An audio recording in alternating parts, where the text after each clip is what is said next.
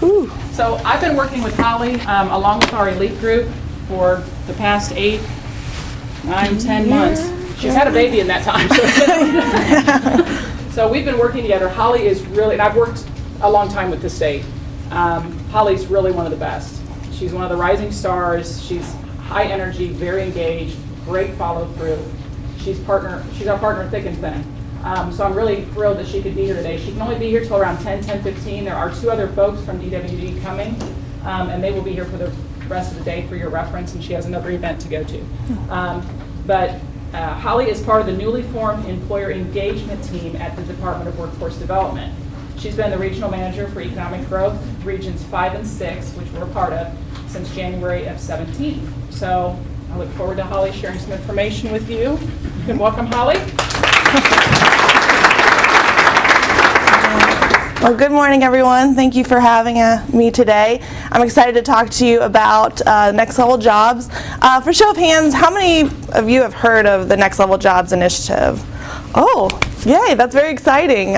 It keeps growing as more people I talk to, so that's very exciting. Specifically, how many of you have heard of the employer training grant under the NextLevel Jobs?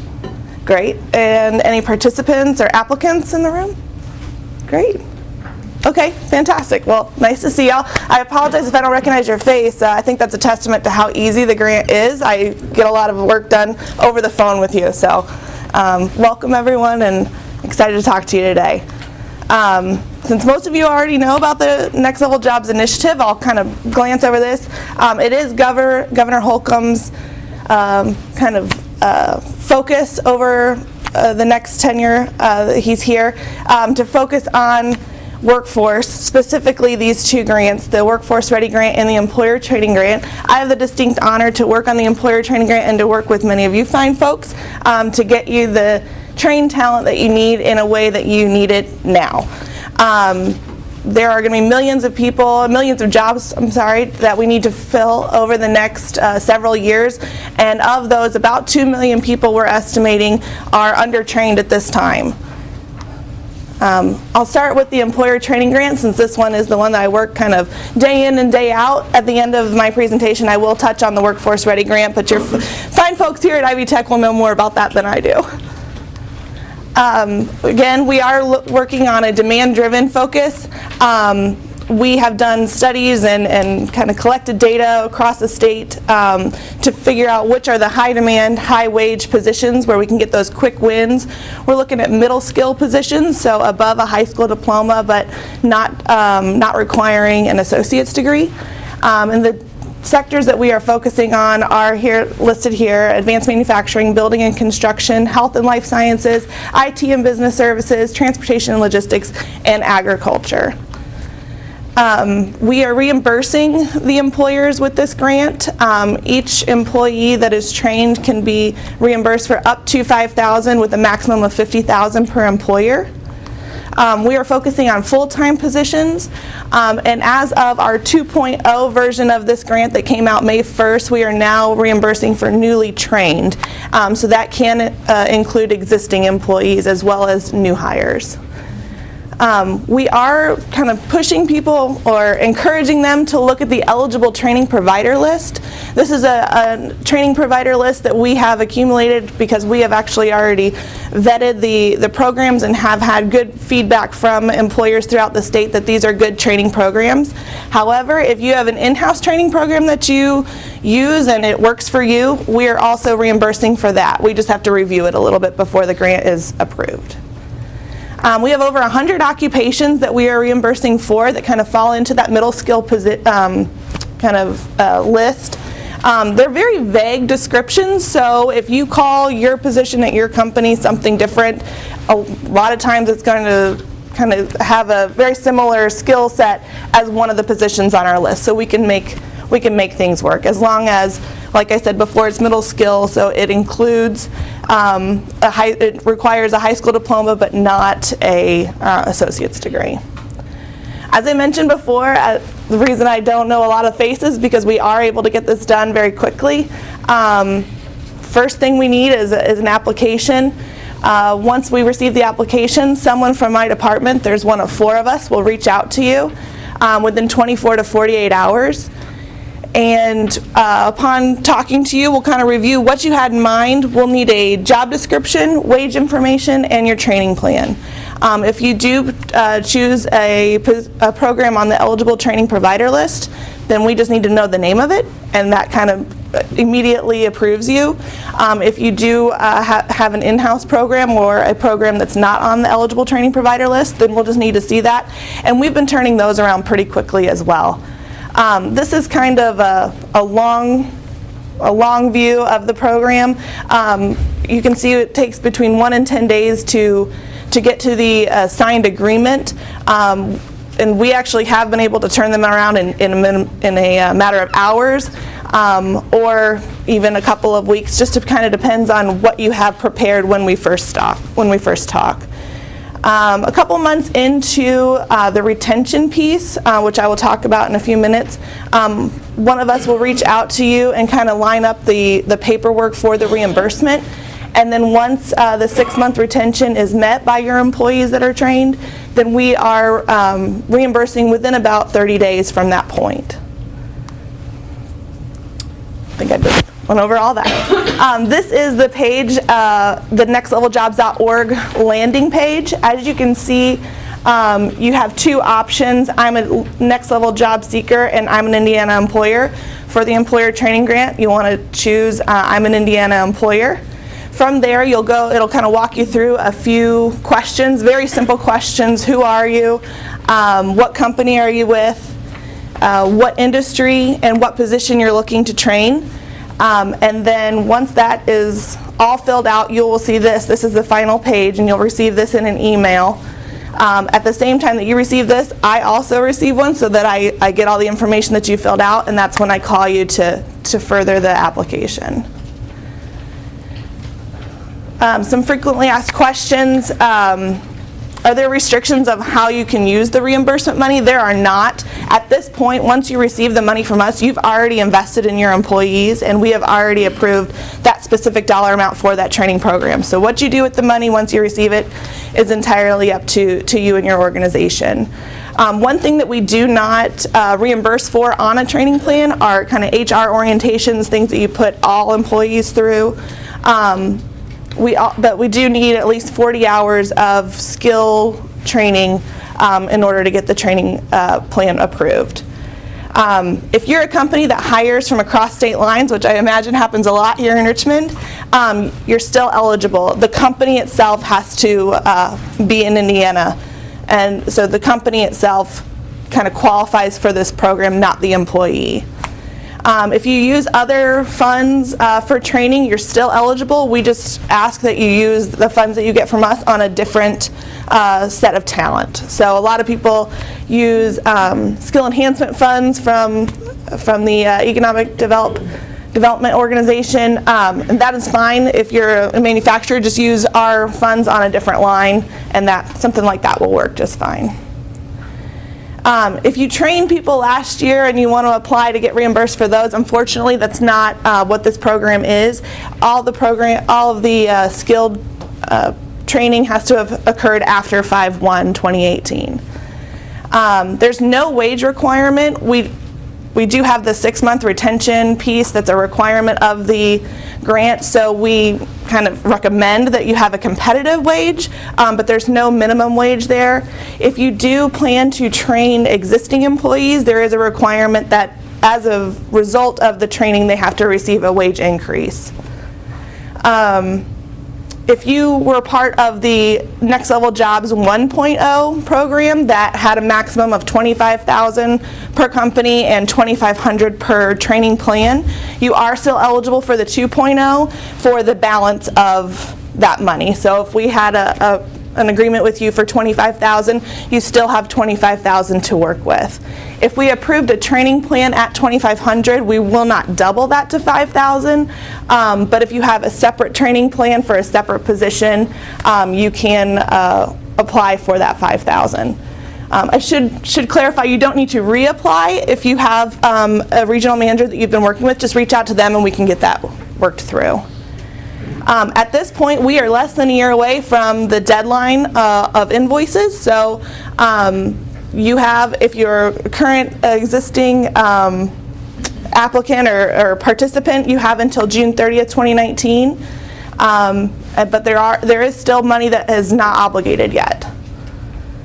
Here's a kind of a breakdown of the different sectors that we have and how they've applied and how many are active within each one. I believe that's in your packet if you want to take a look at that.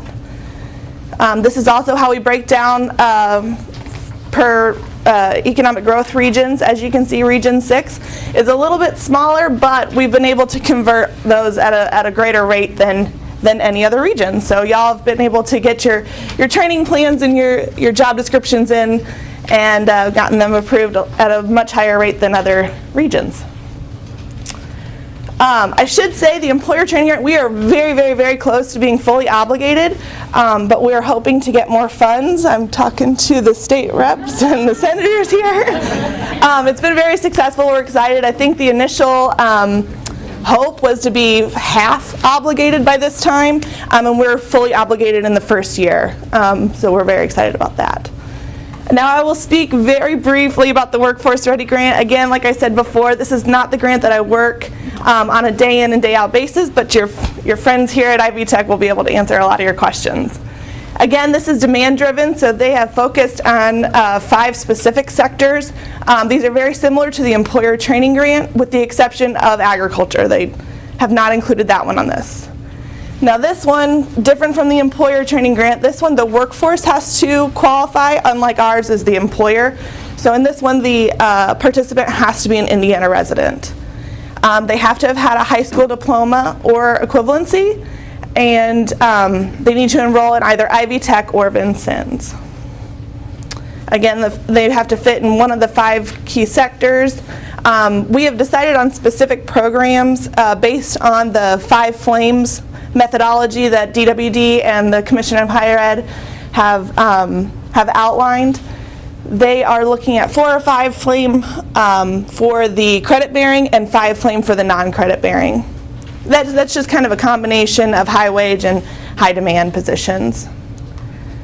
This is kind of the breakdown of the number of positions or number of programs that are offered at each location. Funding does come from 2 sources. The Adult Student Grant as well as the General Assembly has appropriated $4 million for this program. Again, the landing page looks a lot like the other one because it's the exact same, but this time you would choose a NextLevel Job Seeker. Again, they will get the same email that the employer would, and I believe the Commissioner of Higher Ed receives the email, or somebody receives the email and will reach out very quickly. I believe it's someone at the Commission for Higher Ed. These are the 2 individuals that you can reach out to regarding either grant. I'll also leave my card, since most of y'all fall within Region 6. I'll leave my cards and I will be the one that will help you throughout that grant. I kind of breezed through that real fast. I apologize. Are there any questions? Yes. Understand. I didn't fully understand explanation as to whether this could be used in conjunction with the Skills Enhancement Fund from the AEC. Can you clarify that? Absolutely. Yes, if you do currently receive skill enhancement funds, you are still eligible for this. It just has to be on a different set of talent. So someone that you are training using skill enhancement funds, you cannot get reimbursed for from our grant. Has to be a separate person. Any other questions?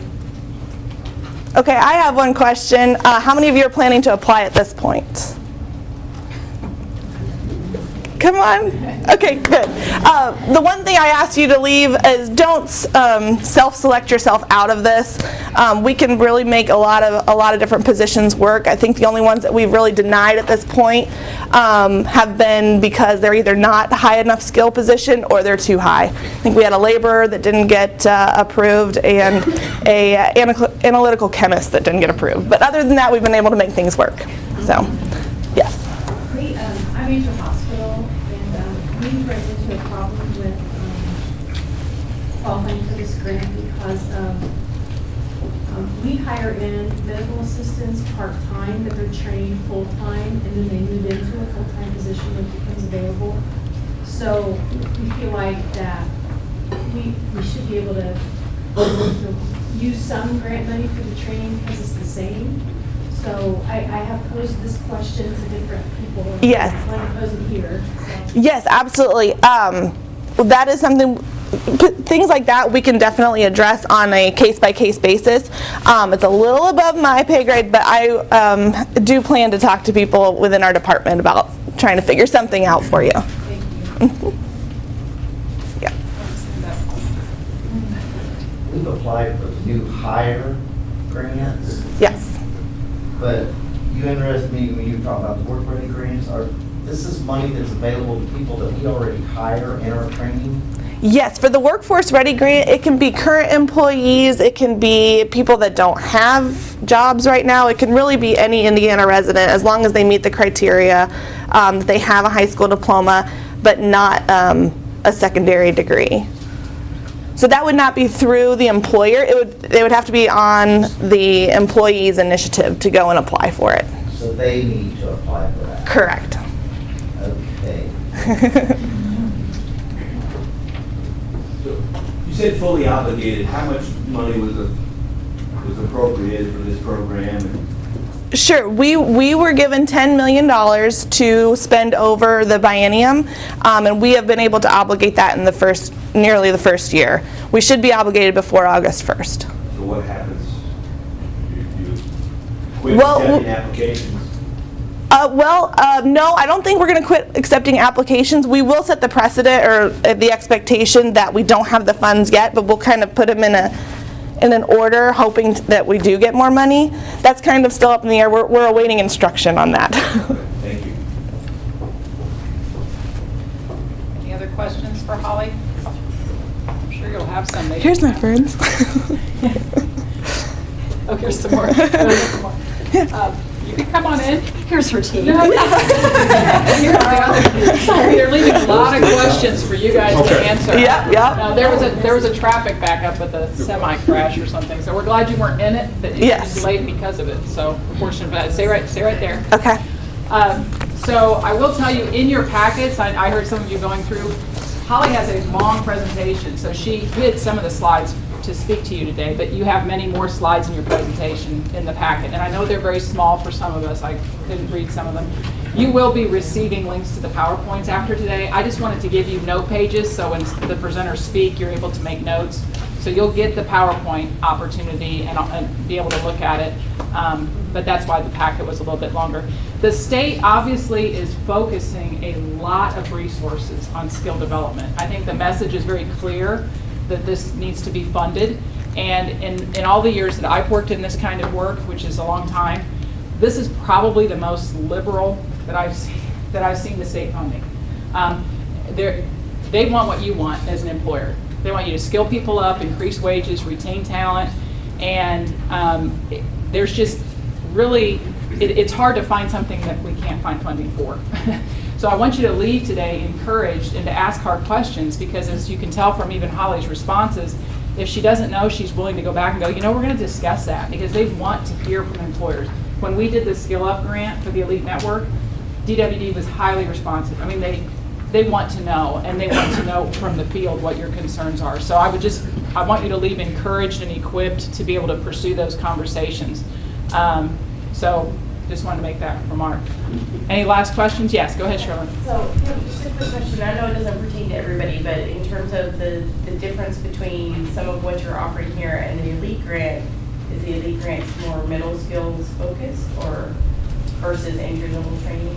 Is that? I would say, yeah, middle skills is the focus of the Elite Grant.